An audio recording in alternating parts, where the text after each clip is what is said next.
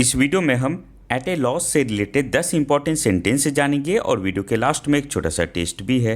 Eight a loss का मतलब होता है सोच नहीं पाना, समझ नहीं पाना, कंफ्यूज होना या नुकसान में।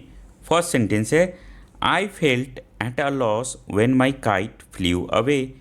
आई was at a loss when I forgot my homework. We were at a loss without our class teacher.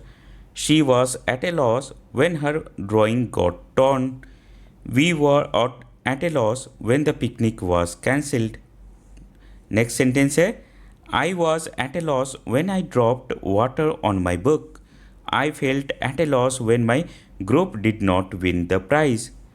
We were at a loss when we saw the flooded street. They were at a loss when the bus left without them. She was at a loss when her phone stopped working. अब आपके लिए एक छोटा सा test भी है। Eight a loss का Hindi meaning क्या होता है? दो ऑप्शन है, उत्सुकता या सोच नहीं पाना। सही आंसर वीडियो के कमेंट सेक्शन में बताना है। इसी तरह के और भी वीडियोस के लिए इस यूट्यूब चैनल को सब्सक्राइब कर लो।